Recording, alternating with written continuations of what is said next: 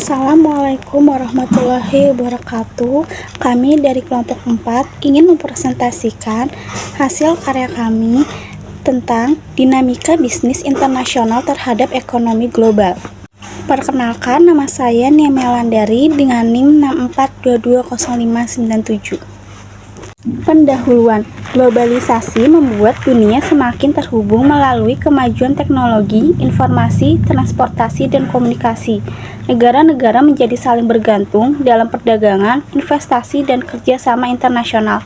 Bisnis internasional mencakup ekspor, impor, investasi asing, dan aliansi strategis yang menjadi penggerak utama ekonomi global.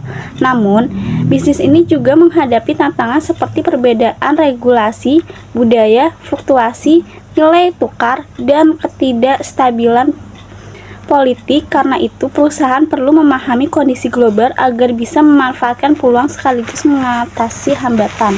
Konsep dasar bisnis internasional. Bisnis internasional mencangkup transaksi lintas negara seperti perdagangan barang, jasa, investasi, dan aliran modal. Berbeda dengan bisnis domestik, bisnis internasional menghadapi perbedaan hukum, mata uang, budaya, dan resiko politik. Alasan utama bisnis internasional itu ada memperluas pasar dan memperoleh sumber daya. Saya Mawar Fabiola dengan NIM 64220413. Selanjutnya ada tujuan bisnis internasional terhadap ekonomi global.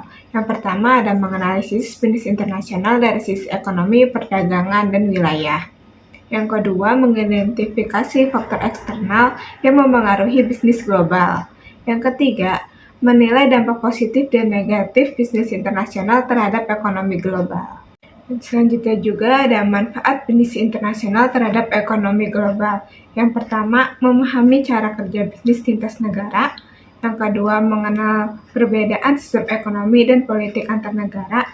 Yang ketiga, mengetahui hubungan antara globalisasi dengan peluang dan tantangan bisnisnya.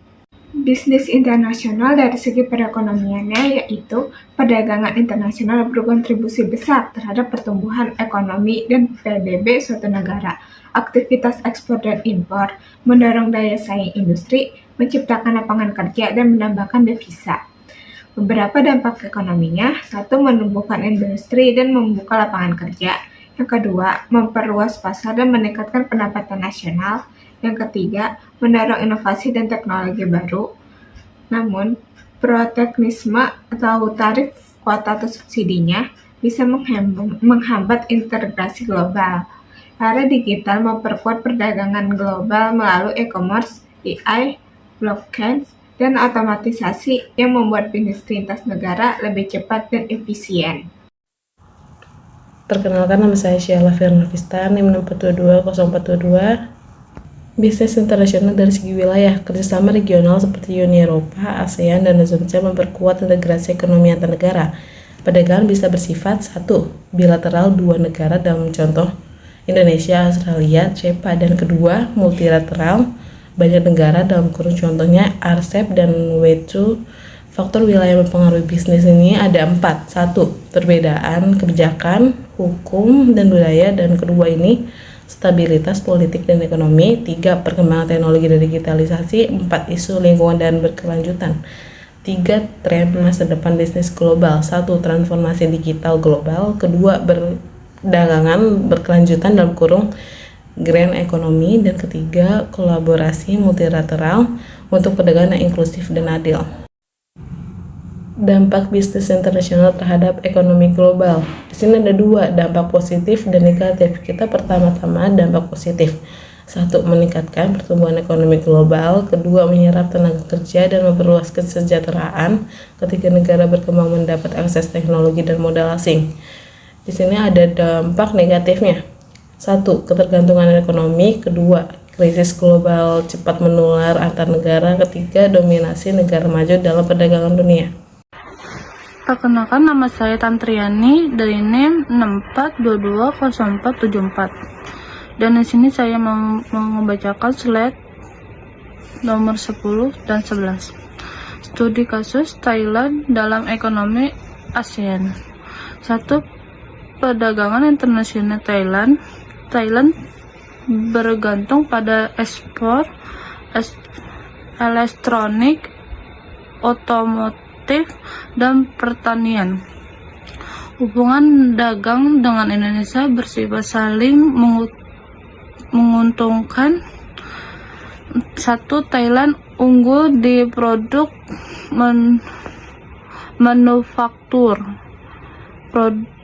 Indonesia kuat di bahan baku pertanian. 2. Investasi asing langsung FDI meningkatkan kapasitas produksi dan transfer ekonomi. Thailand mengembangkan Electronic Corridor EEC sebagai pusat industri teknologi tinggi.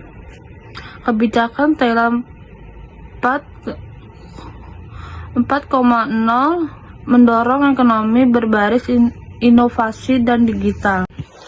Dan di sini slide 11, studi kasus Thailand dalam ekonomi ASEAN. 3. Inovasi dan ekonomi digital.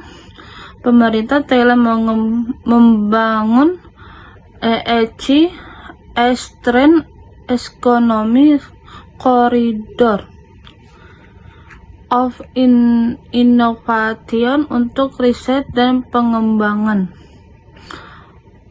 Fokusnya bioteknologi, ekonomis, dan digitalisasi rantai pasok,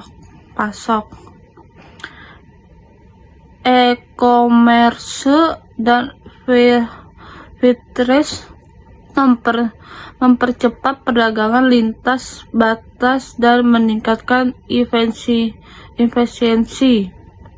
4. Dampak global. Thailand berperan penting dalam rantai pasokan global ASEAN, terutama otomotif dan elektronik. Namun ekonomi Thailand tetap sensitif terhadap fluktuasi global, krisis energi, dan konflik geopolitik. Perkenalkan, nama saya Nazmi Ramadan dengan NIM 6422042 dari kelas 647B01. Selanjutnya adalah kesimpulan, yaitu bisnis internasional adalah kegiatan lintas negara yang mencakup perdagangan, investasi, dan transfer teknologi.